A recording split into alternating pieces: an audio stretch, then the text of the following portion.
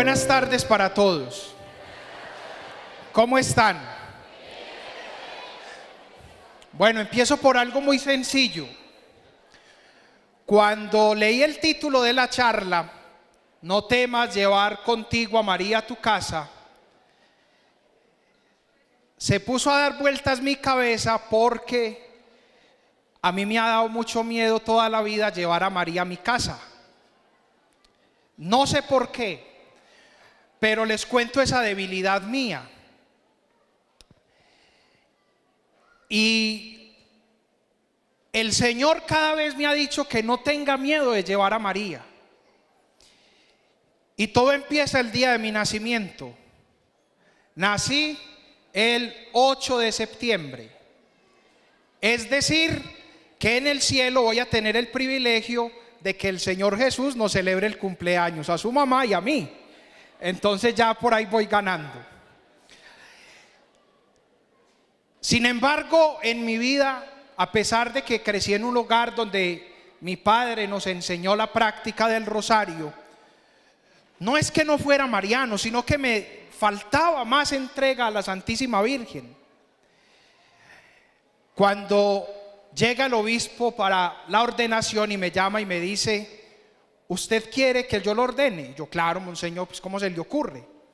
Monseñor Ricardo Tobón, el arzobispo de Medellín, que era obispo de nosotros en Sonsón, Río Negro. 15 de julio, yo no pensé en nada más. Cuando fui a preparar la primera Eucaristía, 16 de julio, otra vez la Virgen hablaba, día de Nuestra Señora del Carmen. Y mi papá era camionero, toda la vida fue camionero. Me tocó la primera misa el día de la patrona de los camioneros. Bueno, todo parecía acabar ahí. Primera parroquia, me llama el obispo y me nombra: vas para Jesús Nazareno a Río Negro. Llego yo a la parroquia, de las primeras cosas que hago fue buscar Jesús Nazareno. Dije, no, por ahí no aparece la Virgen, ya me libré, por así decirlo. Empiezo a ver la historia de la parroquia. Fundada la parroquia el 8 de septiembre. Después, el obispo, después de ese nombramiento, me nombró delegado de comunidades eclesiales. Adivinen qué día: 15 de agosto. 15 de agosto de la Asunción. Y podría seguir contándoles, y creo yo que no es una casualidad.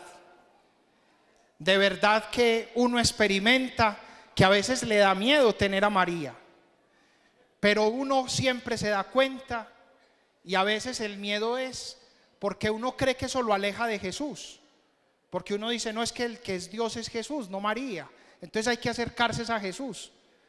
Pero luego entiende uno que siempre donde está María está Jesús, y ahí es donde uno tiene que rendir el corazón.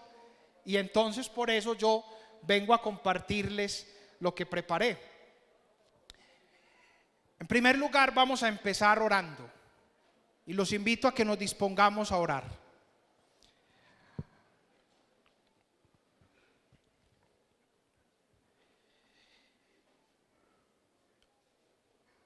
Aunque muchos no quieran ver ni quieran oír,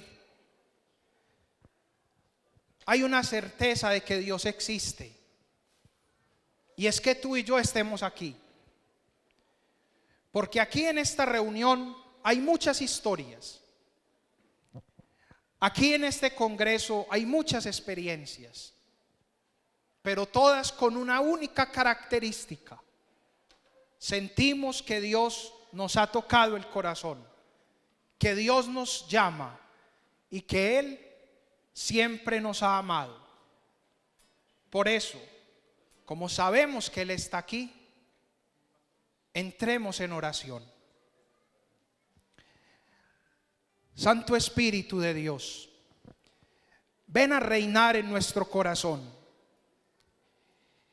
Esa paz que te ha inundado el corazón es porque el Espíritu de Dios está aquí. Esas ganas que yo tengo de predicar, esas ganas que ustedes quieren escuchar, es signo de que el Espíritu está aquí. Ven, Señor, ilumínanos. Yo no quiero hablar, yo quiero que tú hables. Y tengo la certeza, mi Señor, que muchos aquí quieren sentir tu presencia. Muchos están aquí, Señor, porque quieren estar contigo. Porque quieren, Señor, que tú les llenes el corazón. Ven, Santo Espíritu de Dios. Ven a este lugar y abre los corazones de tus fieles para que escuchemos tu palabra. Que María, la Madre de la oración, nos bendiga y nos acompañe. Amén. Amén. Amén. ¿Quién como Dios? Y después de Dios, vamos a escuchar la santa palabra de Dios. El Evangelio según San Mateo, capítulo 1, versículos del 18 al 25. Es donde está el texto que tenemos del lema del Congreso. Y entonces hay que escuchar la palabra en su conjunto para que entendamos qué es lo que el Señor nos quiere decir. Dice así la palabra de Dios. Este fue el origen de Jesucristo. María, su madre, estaba comprometida con José, y cuando todavía no habían vivido juntos, concibió un hijo por obra del Espíritu Santo. José, su esposo, que era un hombre justo y no quería denunciarla públicamente, resolvió repudiarla en secreto. Mientras pensaba en esto, el ángel del Señor se le apareció en sueños y le dijo: José, hijo de David, no temas recibir a María tu esposa, porque lo que ha sido engendrado en ella proviene del Espíritu Santo. Ella dará a luz un hijo, a quien le pondrás el nombre de Jesús, porque él salvará a su pueblo de todos sus pecados. Todo esto sucedió para que se cumpliera lo que el Señor había anunciado por el profeta. La Virgen concebirá y dará a luz un hijo, a quien le pondrán por nombre Emmanuel, que traducido significa Dios con nosotros. Al despertar, José hizo lo que el ángel del Señor le había ordenado. Llevó a María a su casa, y sin que hubieran hecho vida en común, ella dio a luz un hijo y le puso el nombre de Jesús. Palabra de Dios.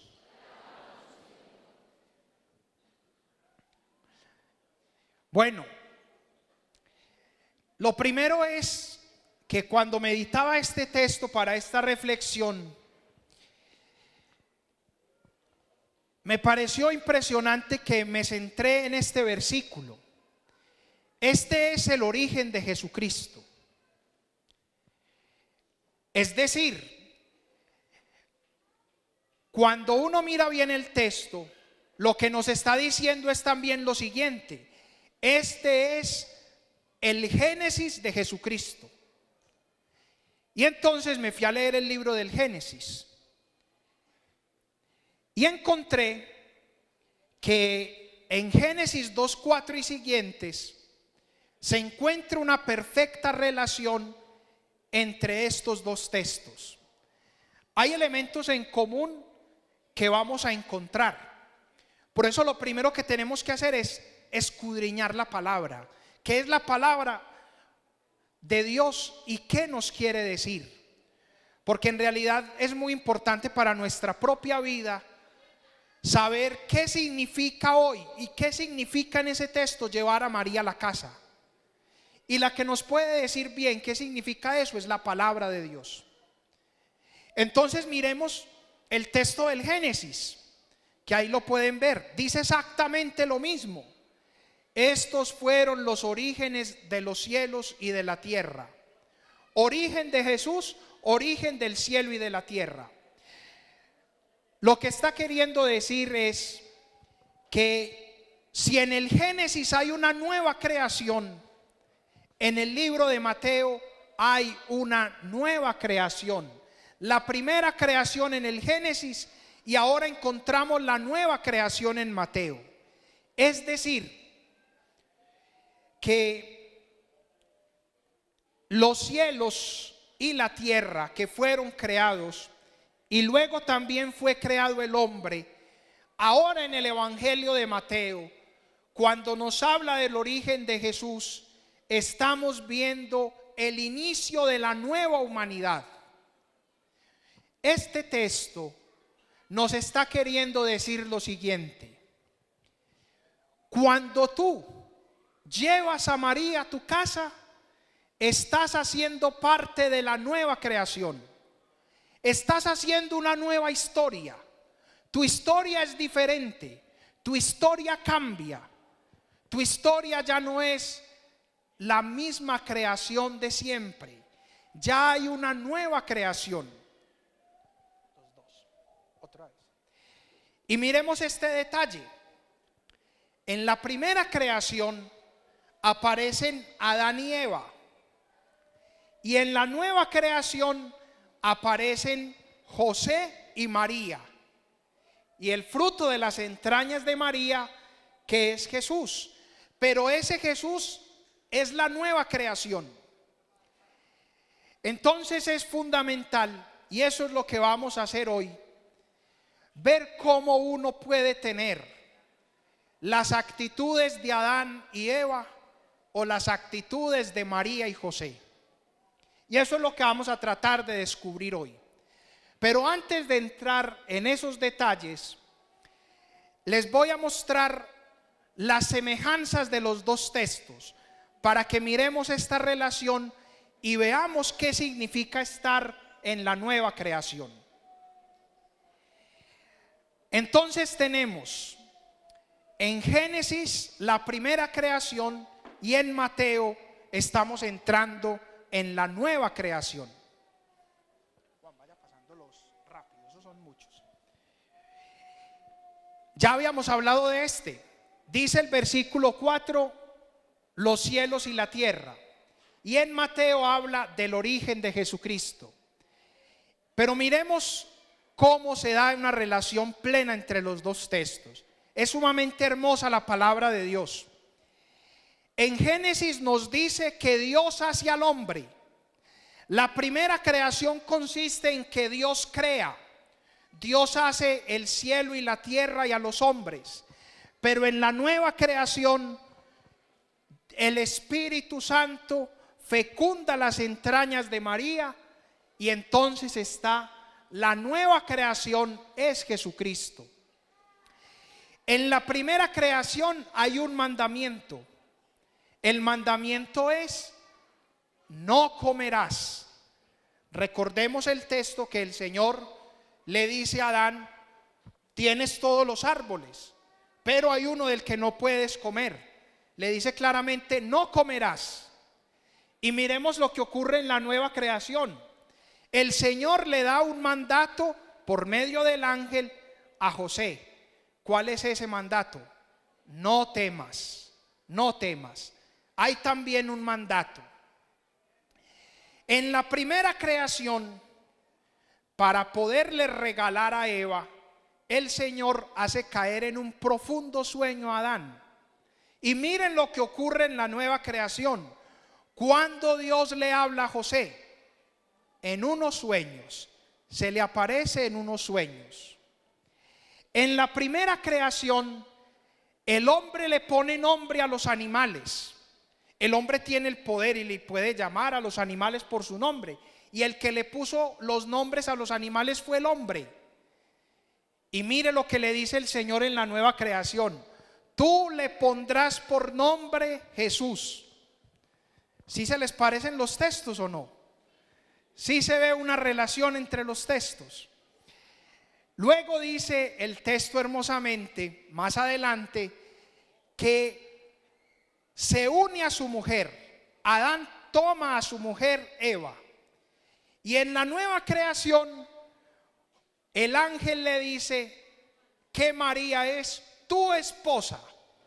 Lo que ocurrió antes, ahora se lo dice. Ya ella es tu esposa. Luego sucede lo que no debería haber sucedido. Miren que hasta dónde vamos, todo es igual. Simplemente cambian los relatos, pero todo es igual. Hay una creación, concibe un hijo, le dan un mandamiento, hay un sueño, todo es igual. Es decir, la gracia de Dios quizá era igual. En la nueva creación es más plena, pero Dios nos dio todo su amor. Pero algo ocurrió en la primera creación, y fue que la mujer desobedeció y tomó y comió del árbol que Dios le había prohibido comer. Es decir, que hay una desobediencia, porque el pecado, hay gente que pregunta: Padre, ¿cuál es el pecado de Eva? ¿Cuál fue el pecado de Eva? Y entonces la gente dice: que se comió la manzana. Pero resulta que en la Biblia nunca habla de manzana. La Biblia no habla nunca de una manzana. ¿Cuál fue el pecado? La desobediencia.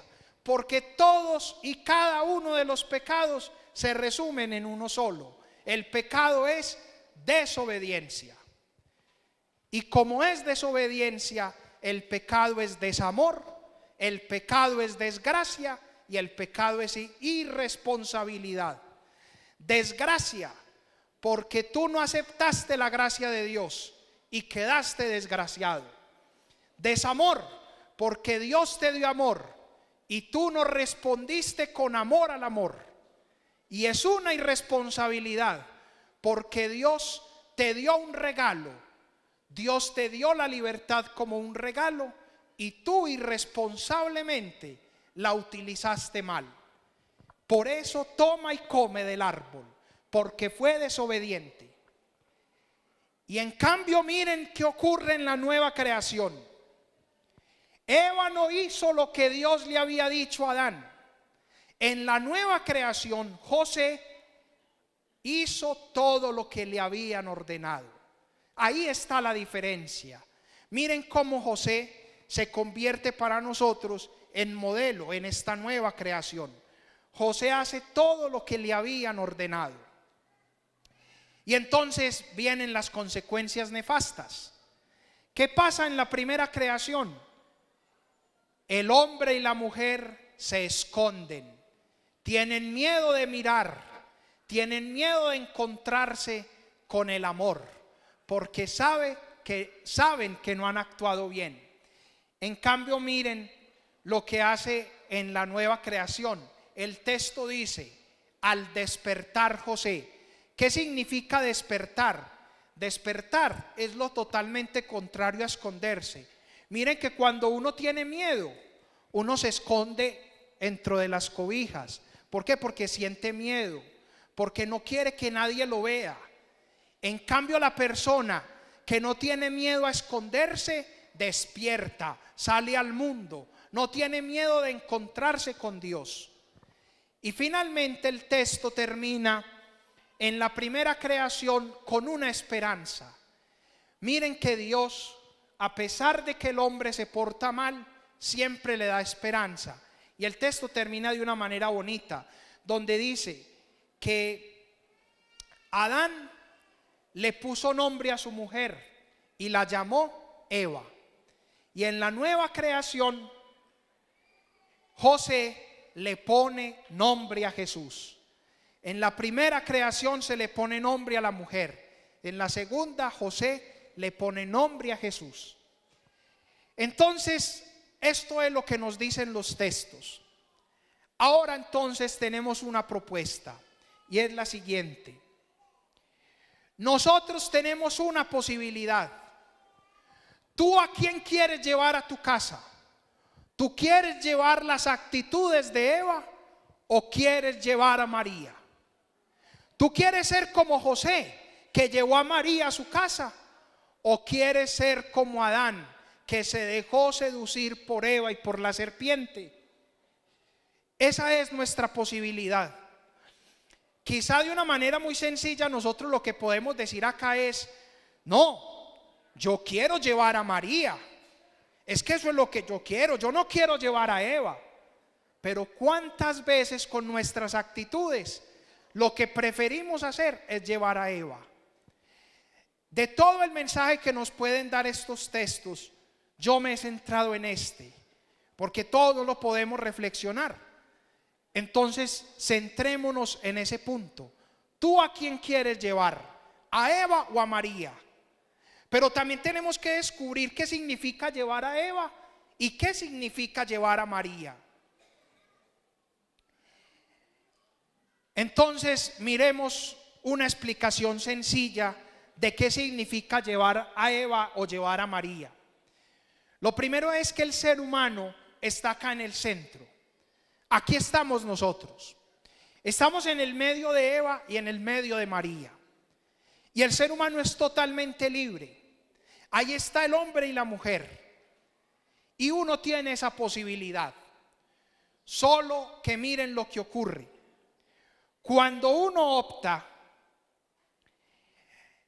y sabe la palabra de Dios, se da cuenta que el hombre fue creado como un ser intermedio.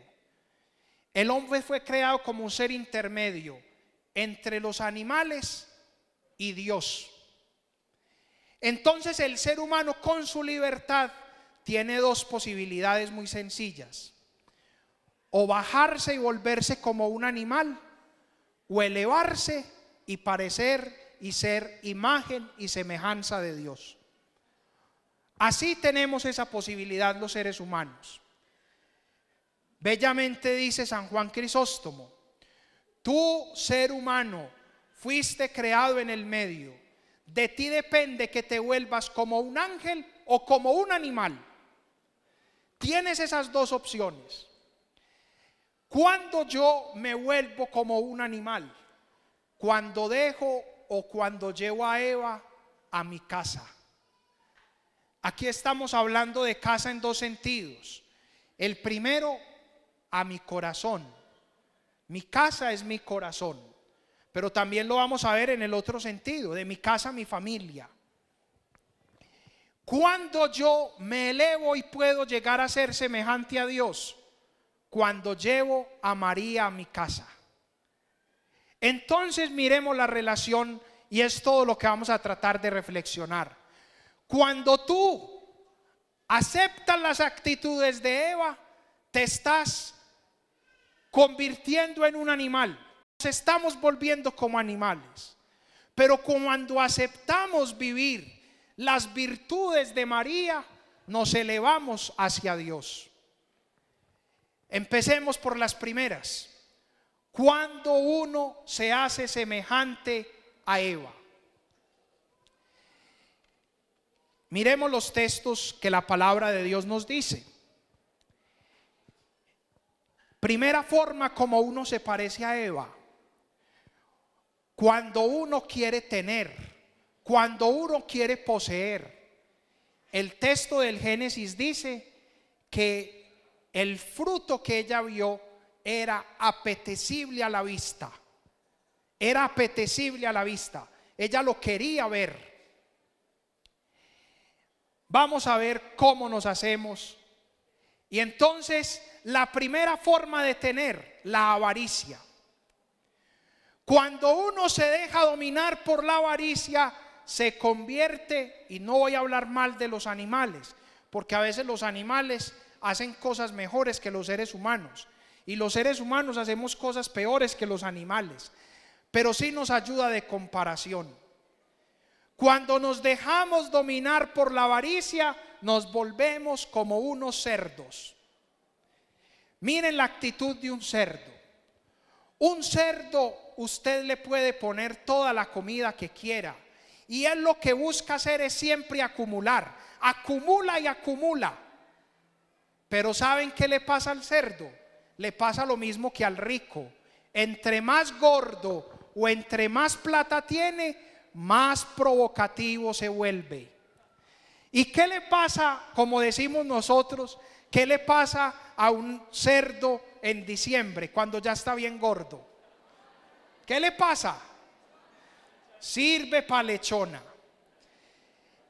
Miren, mis queridos hermanos, cuando uno analiza la palabra de Dios, se da cuenta lo que hace la avaricia en el corazón humano. Imagínense ustedes que el amor al dinero crea tantos problemas en el corazón que Dios o nuestro Señor Jesucristo le puso un nombre. Le puso un nombre de un ídolo. Dios, Jesús, cuando hablaba de la avaricia o del amor del dinero, lo llamó Mamona. Le dio un título de Dios. ¿Saben por qué? Porque cuando uno se deja dominar por el amor al dinero, reemplaza a Dios en el corazón. Pone otro Dios. Su Dios es el dinero. Por eso el Papa Francisco explicaba en una predicación algo muy bonito. Y dice que a él un día le preguntaron: Padre, yo leo los 10 mandamientos y en ninguno aparece el amor al dinero.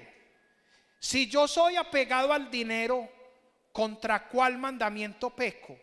Y miren lo que respondió el Papa Francisco: pecas contra el primer mandamiento, porque el dinero te roba el puesto de Dios. Cuando tú te apegas tanto al dinero, sacas a Dios del corazón. Y cuando uno saca a Dios del corazón, sale todo lo demás. Cuando uno abre la puerta para que salga Dios, sale todo lo demás. Entonces miren cómo es de grave la avaricia. Por eso la Sagrada Escritura dice que la raíz de todos los males es la avaricia. Y es lo que nos hace perder sabiduría, nos hace perder la conciencia. Miren que a veces cuando uno ve tan triste a veces las situaciones de las personas que se dejan dominar por la sed del dinero, que miren que si nos terminamos volviendo como cerdos, terminamos quedando en nuestro propio lodo, porque no le damos espacio a Dios en el corazón. Y el amor al dinero nos roba lo más importante. Y saben una cosa muy triste, que la avaricia, esta actitud de Eva, hace que nosotros entonces no seamos sabios. La persona sabia no acumula, porque la persona sabia sabe que la vida es muy corta. Miren el ejemplo que nos daba nuestro Señor. Él cuenta que había un hombre que tenía un granero y le estaba yendo muy bien en el negocio, y llegó y pensó: me está yendo muy bien, ya tengo muchas cosas, voy a abrir otra bodega para seguir acumulando, y cuando termine de llenar la otra bodega me siento a descansar y a pasar bueno. ¿Y qué le pasó? El Señor le dijo: necio, esta misma noche te pedirán la vida, todo lo que has acumulado, ¿de quién será? Por eso es sabio aquello que dicen los libros sapienciales: el rico acumula y acumula sin saber para quién. Después se muere y terminan disfrutando los que no lucharon. Qué gran sabiduría. Hay un taxi en Río Negro que uno a veces, y tiene una frase en el frente. Entonces usted se sube al taxi y lo primero que usted ve es la frase, y esa frase es impactante y dice así: cuando uno se muere, deja todo lo que tenía y se lleva todo lo que dio. Cuando uno se muere, deja todo lo que tenía y se lleva lo que dio. El principio de la sabiduría es no dejarse llevar por la avaricia. Esta es una actitud de los que dejan que Eva entre en su corazón, aquellos que llevan a Eva a su casa. Hay un cuento muy hermoso que explica lo que hace la avaricia en el corazón, explicando que la avaricia le roba toda la felicidad al ser humano. Se llama el círculo del 99. Dice el cuento que un rey tenía un siervo muy feliz, y este siervo era leal al rey.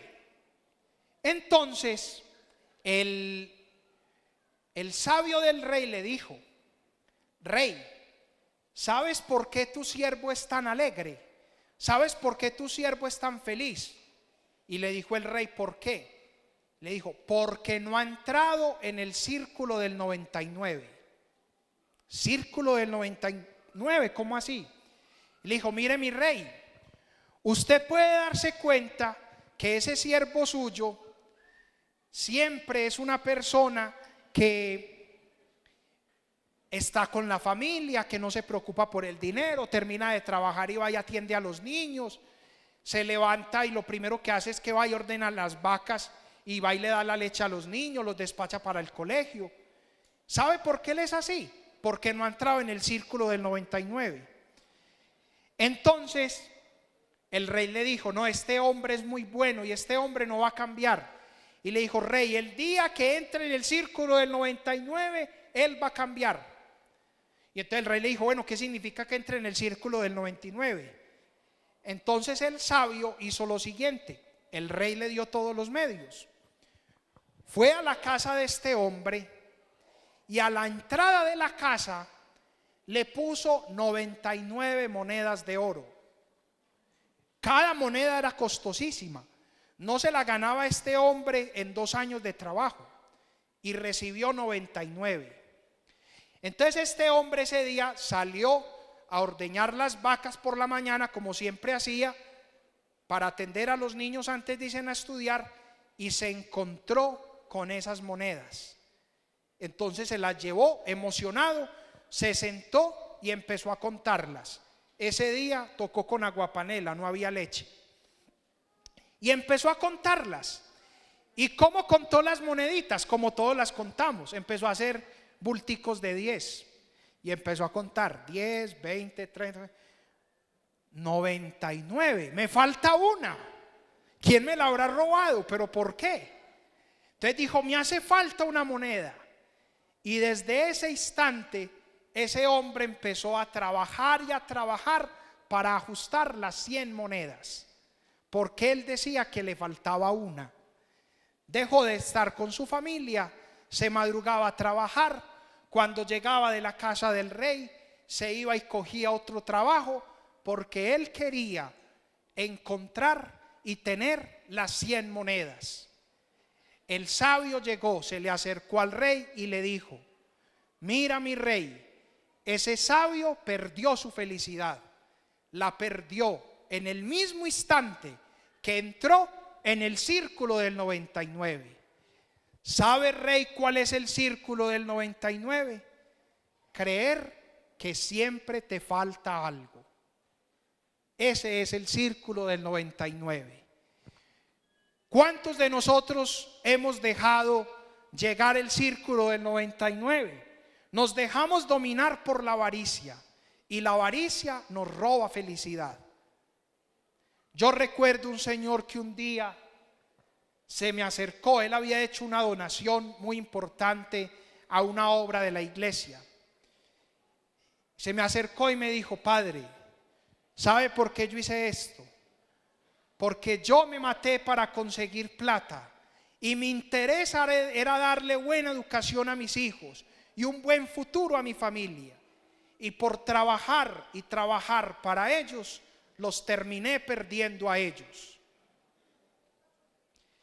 Segunda actitud. Ahí nos muestra que la avaricia nos baja.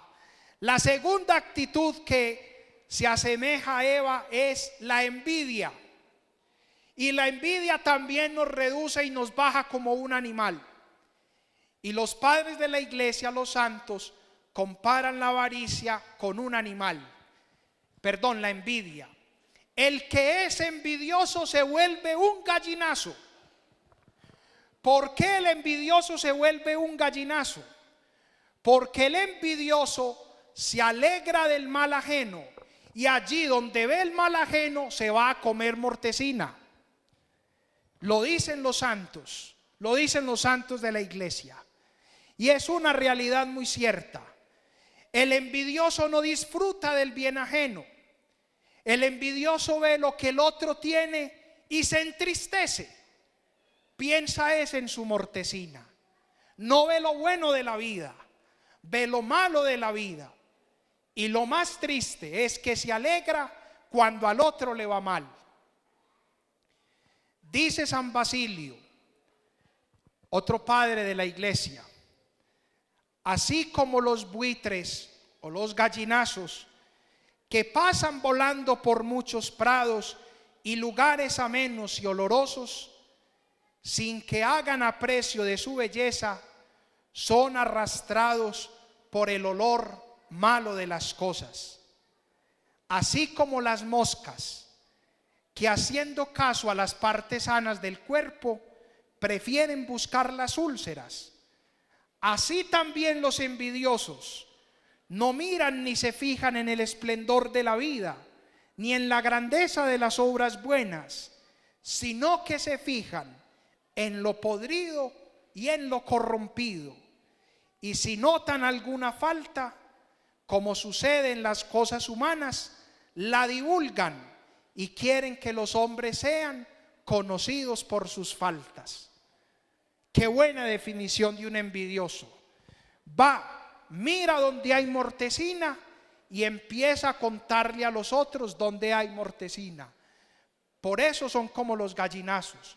Un gallinazo va, mira la mortecina, la lleva en el pico para que los otros se den cuenta que ahí hay un mal ajeno. Qué triste es la actitud del envidioso, porque es una actitud que nos vuelve como los gallinazos. Por eso San Pablo nos dice: si ustedes son carnales, entre ustedes hay envidia y discordia. Allí donde hay envidia, hay una actitud carnal. Miren, mis queridos hermanos, que tan triste es la envidia, que la palabra de Dios nos dice que nuestro Señor Jesucristo fue entregado por envidia.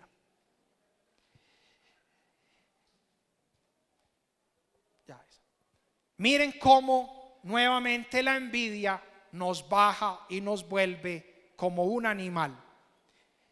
Vamos al segundo momento de Eva. ¿Cuándo llevamos a Eva?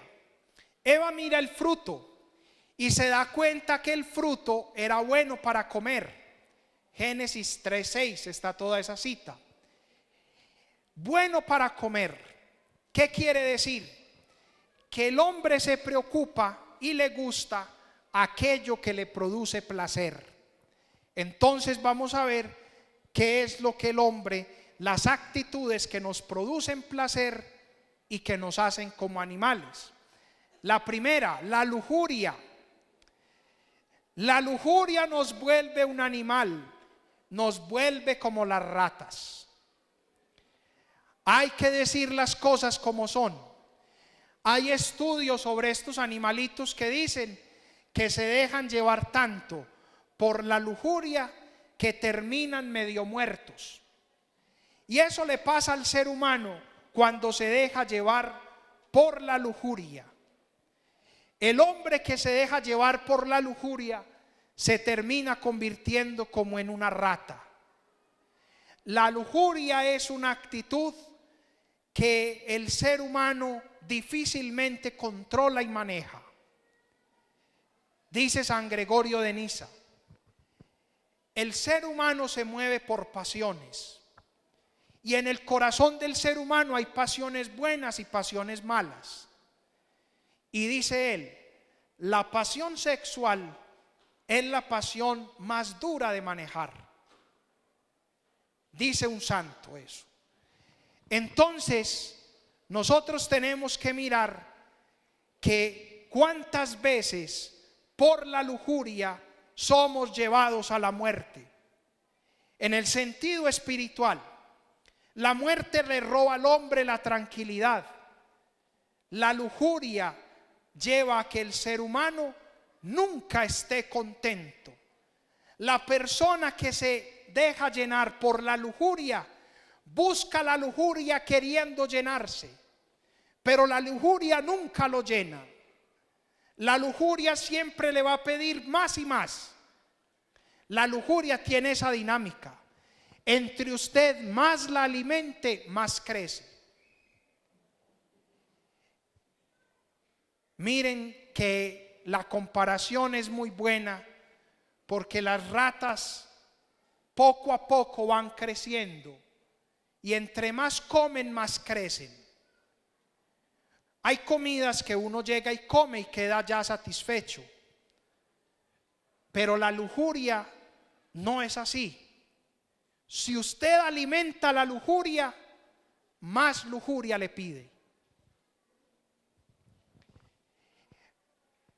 Otra actitud,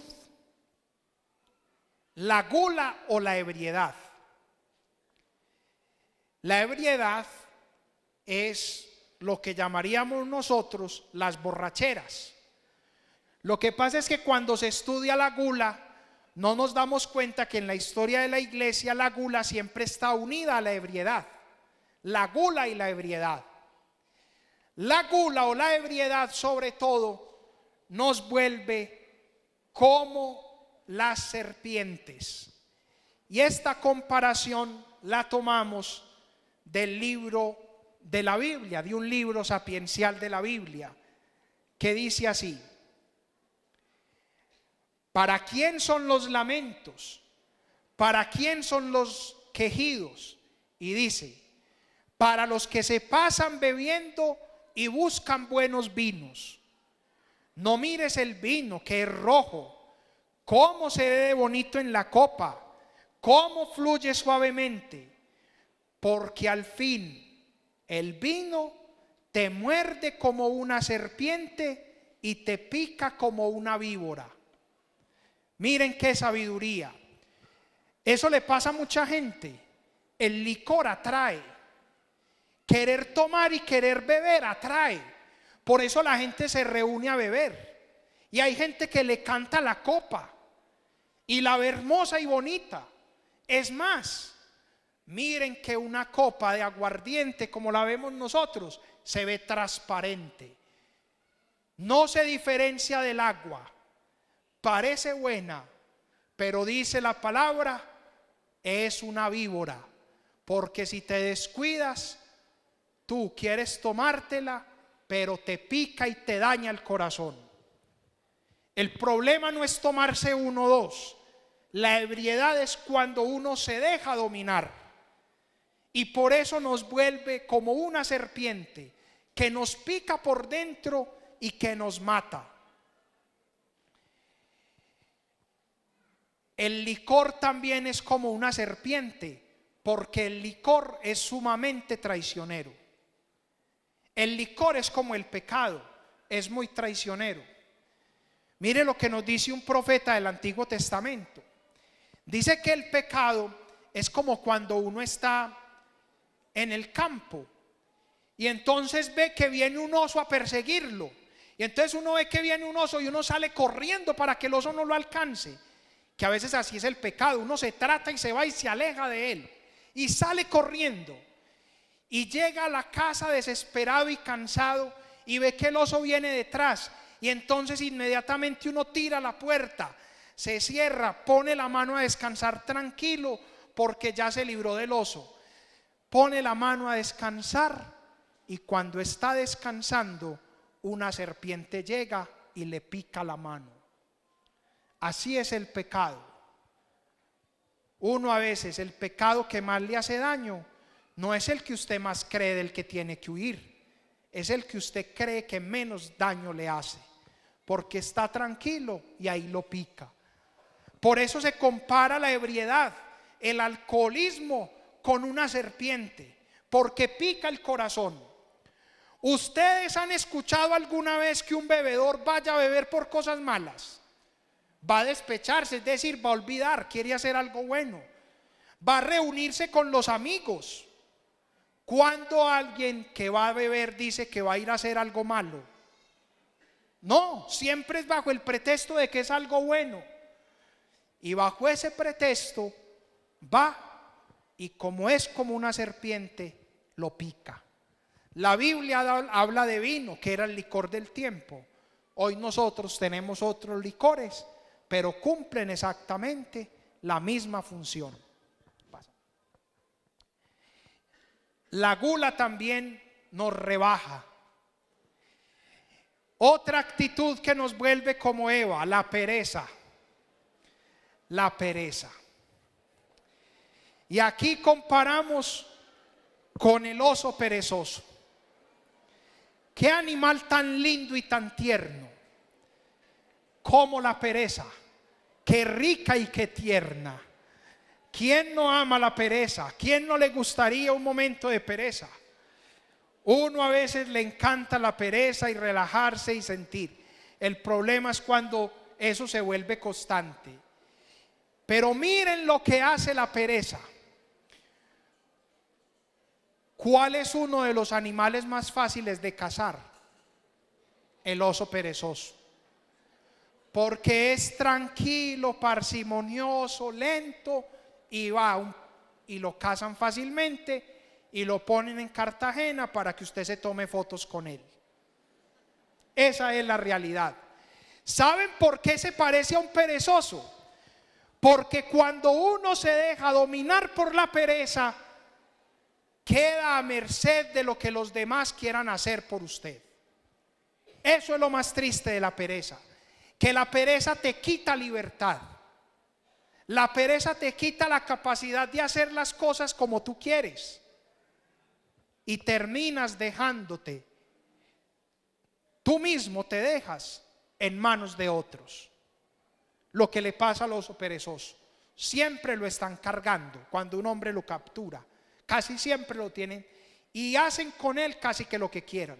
Se lo pasan al uno, se lo pasan al otro y el osito no dice nada. Así es el perezoso. Deja que los demás decidan por él. Ve, vamos a hacer esto, hágalo usted. No, como usted diga está bien. La pereza. La pereza también nos rebaja.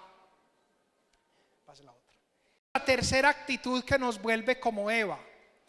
Dice el texto que cuando, estoy botando el agua, que cuando Eva vio el fruto, vio que era excelente para lograr sabiduría. Es decir, tenía una tentación. Ese fruto le otorgaba poder. Pásala.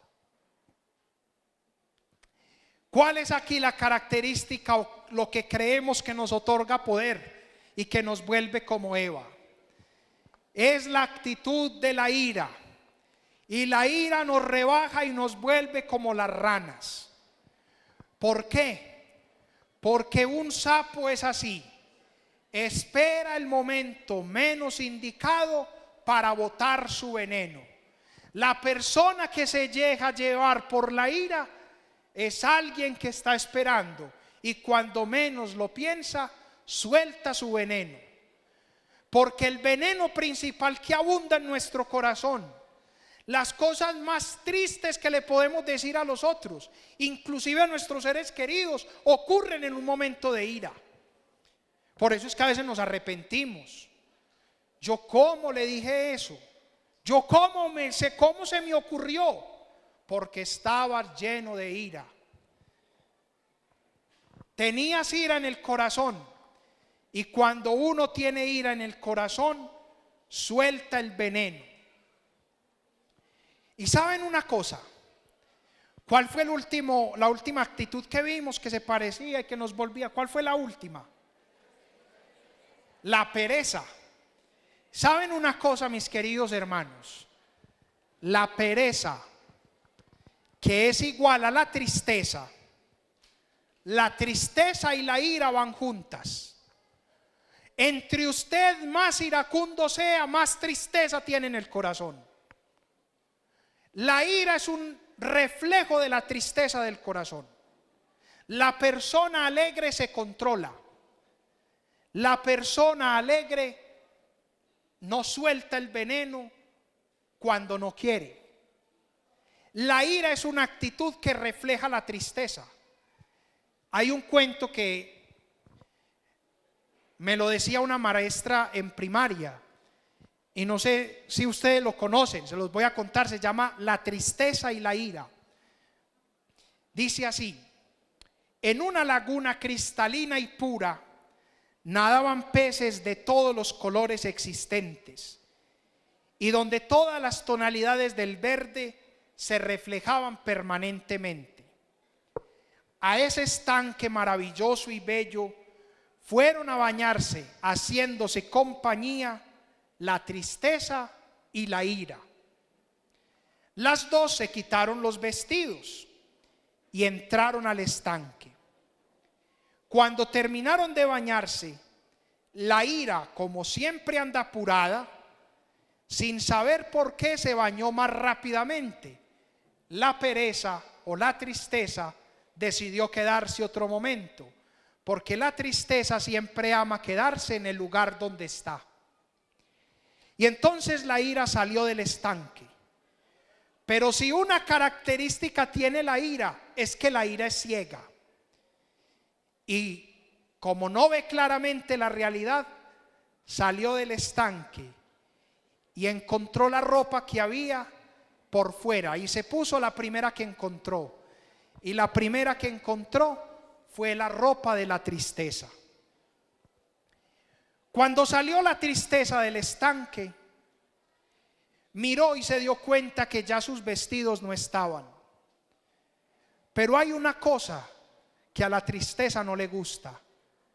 A la tristeza no le gusta quedarse desnuda. A la tristeza no le gusta que le vean lo que hay en el corazón. La tristeza prefiere ponerse la ropa que no es. Y entonces la tristeza se puso la ropa de la ira. Cuentan que desde entonces uno se encuentra con la ira, fiel, despiadada, cruel. Pero si nos damos el tiempo de mirar, descubrimos que es solo un disfraz, porque detrás del disfraz de la ira está escondida la tristeza. Hay ira en tu corazón. Analízate por qué tristeza. Miren que cuando uno grita, está siendo débil. Tan pocas razones tiene para darle a los demás que tiene que levantar la voz. No tiene coherencia. La ira es muy débil, aparece fuerte, pero si miras bien, es muy débil. La persona iracunda es sumamente frágil. Por eso la ira nos asemeja a una rana. Y finalmente, la última actitud que nos asemeja a Eva, el orgullo. Y el orgullo es como un pavo real. Ahí está el pavo real, exhibiendo todo su potencial. Porque eso hace el orgullo. El orgullo ama exhibirse. Y el orgulloso se presenta a los demás de la mejor manera. Orgullo también es igual a vanidad. Cuentan que había un pavo real, muy hermoso. Y entonces, como era tan hermoso, empezó a gozarse a un ave sencilla. Empezó a gozarse a un cuervo. Y entonces le decía: tú sí eres muy feo, mírate cómo estás, qué pico tan deshonroso, y esas alas tuyas, qué feas son. Es más, esas alas están untadas de mortecina. En cambio, mírame a mí, mira mi bello plumaje, mira todo lo que tengo, mira el collar tan bonito, mire esta camisa, vea, la compré y fue hasta barata, no se parecen nada a los pavos reales. Y entonces se gozaba y se gozaba este cuervo. ¿Y cómo les parece que mientras estaban hablando llegó una pantera que tenía hambre y las logró encerrar? En ese mismo momento el cuervo logró volar y el pavo real se quedó ahí. El cuervo desde lo alto le dijo: ¿para qué te sirven esas hermosas alas, esas hermosas plumas, si no puedes volar? Eso hace el orgullo. El orgullo es pura apariencia. Por eso bellamente decía San Agustín: el orgullo no es grandeza, el orgullo es hinchazón. El orgullo es un fenómeno de aparentar. Y miren lo que dice Gregorio de Niza. ¿Saben qué es el orgullo? El orgullo es un subir para abajo, porque entre usted más suba, más bajo está cayendo. Entre usted más se ensalza, más bajo está. Esas son las actitudes. Ahora tenemos que decir que deberíamos cambiarlas. Y entonces sabemos que es difícil, pero tenemos que tomar una decisión. No, devuélvela. ¿Queremos ser de verdad como Eva? ¿Queremos reproducir estas actitudes de Eva y ser como los animales? ¿O queremos tener otra actitud? La actitud es llevar a María. Y es muy difícil, pero tenemos que dejar el miedo. Por eso, antes de el mandato de llevar a María, el ángel le dice a José: no temas, porque el ángel sabe que no es fácil. Dios sabe que no es fácil llevar a María, pero lo importante, o la única forma que uno tiene que tener para poder llevar a María, es tomar una decisión. Y es tomar la decisión de decirle sí al Señor. Ustedes saben la historia de San Expedito. San Expedito era un soldado romano y él veía los cuervos y veía volar los cuervos, y los cuervos cuando hacen ruido suena como una palabra en latín. Un cuervo dice cras, cras, cras, y en latín eso significa mañana, mañana. Entonces San Expedito pensaba que esos cuervos le decían, porque él era un general, era un soldado romano, pero sentía atracción por el Señor Jesús. Él veía la vida de los cristianos y se quería convertir. Entonces él veía los cuervos y decía mañana, mañana. Y un día vio al cuervo que le decía cras, cras, cras, y él cogió al cuervo, lo tiró al piso y lo pisó y dijo: no, hoy. Por eso la imagen de San Expedito es así: un cuervo en el piso para decir no mañana, y está una cruz con el letrero odie, que significa hoy.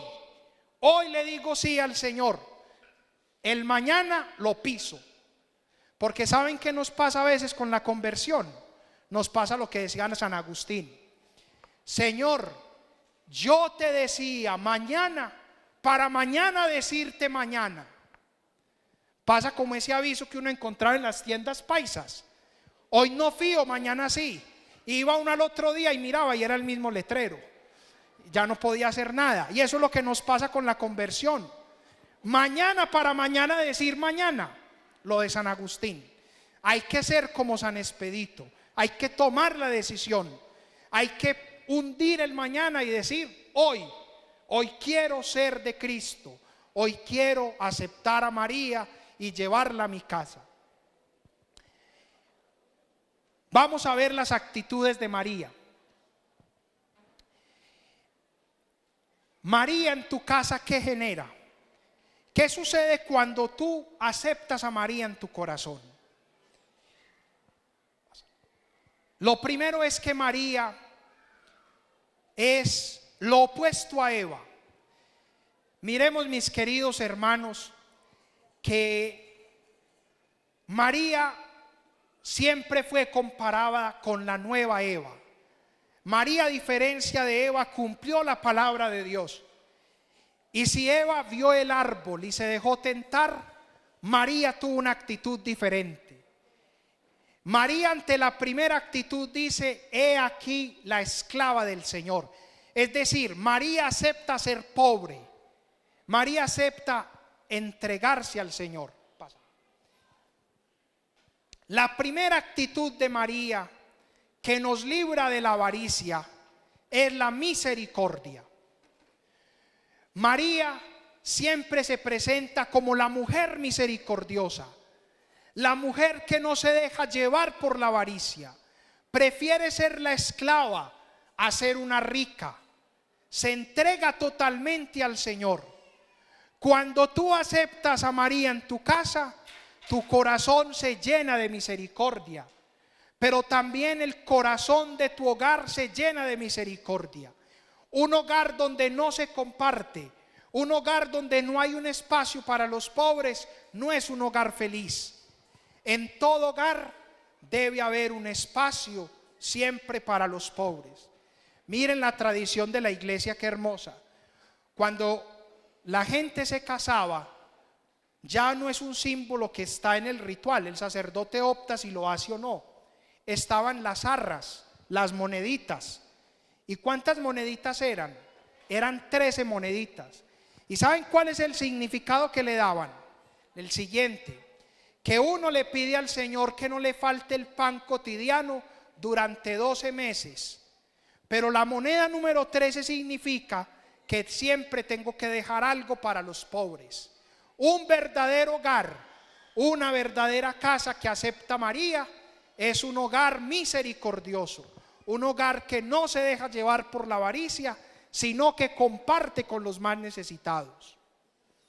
Segunda actitud de María, la justicia. María no es envidiosa. Imagínense ustedes a María, que cuando le dicen: ahí tienes a tu parienta Isabel, también va a tener un hijo. Ustedes se imaginan diciéndole María al ángel: ay, pero ella, ¿por qué? Es que yo soy la madre de Dios, ella no. ¿Para qué le va a dar un hijo también a ella? Con el mío basta.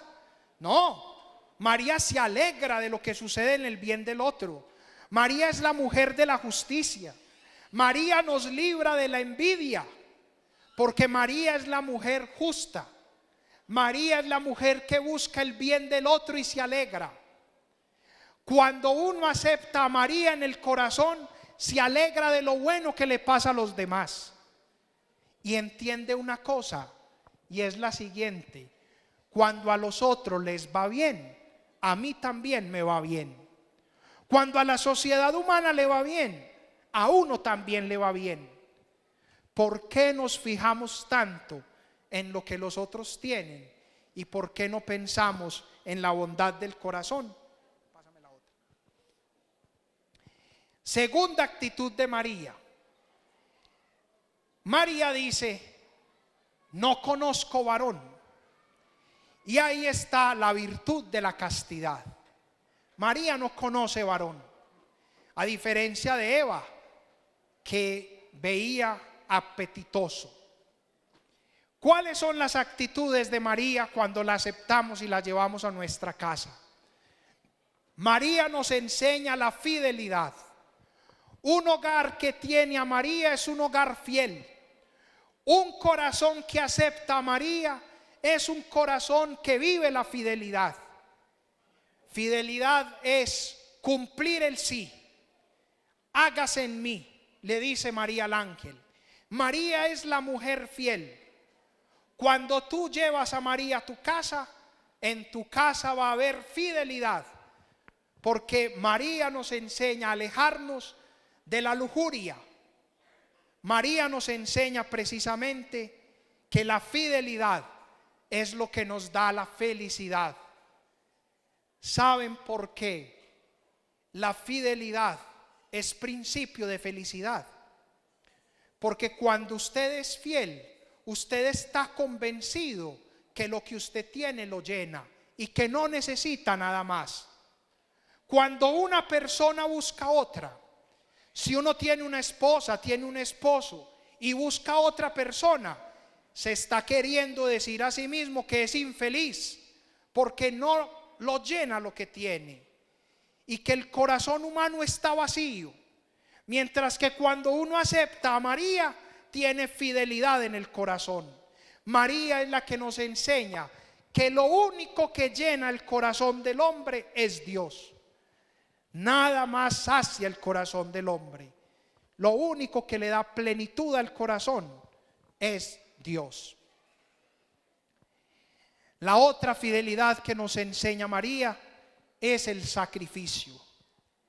Miren cómo María se va a las montañas a visitar a su prima Isabel. Es una mujer sacrificada, pero el sacrificio más grande de María fue aceptar ser la madre de Jesús. Era una misión complicadísima, una misión que le podía implicar la muerte, porque se podía interpretar como una infidelidad a José. Pero María es la mujer llena de sacrificio y por eso acepta. Hoy más que nunca necesitamos hogares con sacrificio. Cuando uno acepta a María, acepta ser una persona de sacrificio. El mundo de hoy nos está quitando el valor del sacrificio. El mundo de hoy quiere que todo sea pasar bueno. El mundo de hoy nos evita trabajos. Pero como decía alguien, el mundo de hoy nos da todo para que seamos felices, pero el mundo de hoy nos robó la felicidad. Hay que rescatar el sacrificio. María es una mujer sacrificada. La otra actitud de María es la alegría. Alégrate, María, llena de gracia. María es la mujer alegre. Cuando uno acepta a María en el corazón, saca la tristeza del corazón.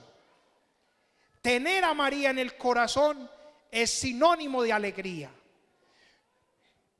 Si hay un mensaje grande que nos ha dado el Papa Francisco en su pontificado, es que los cristianos estamos llamados a ser alegres. Y el Papa bien lo dice: no se entiende un cristiano que sea triste. Y esa expresión que la dijo hace poco para los sacerdotes, también la ha dicho para todos los cristianos. No se entiende un sacerdote con cara de vinagre. No se entiende un cristiano con cara de vinagre. Miren que hay hogares donde los hijos no soportan a la mamá, porque perciben en ella a alguien que les va a dar infelicidad, porque perciben a alguien que siempre los va a estar regañando y no perciben alegría. Hay que tener hogares alegres. Un señor un día me decía: padre, yo siempre me hago la pregunta, cuando mi hija me pedía tanto permiso para salir, un día me empeñé y dije: ¿qué tengo que hacer para que ella se amañe en la casa? ¿Qué tengo que hacer para que ella se sienta bien en la casa? Y empecé a cambiar muchas actitudes. Y finalmente María es la que dice: hágase según tu palabra. María es finalmente la mujer obediente. Eva quiso hacer lo que ella quería. Eva desobedeció. Eva creyó más a la serpiente y a sí misma. No le creyó a Dios. María humildemente aceptó la palabra de Dios. Esto implica dos cosas. La primera es la paciencia. La persona que deja entrar a María es una persona paciente. La paciencia es la virtud de la confianza. Ser paciente no significa que uno es una persona mediocre.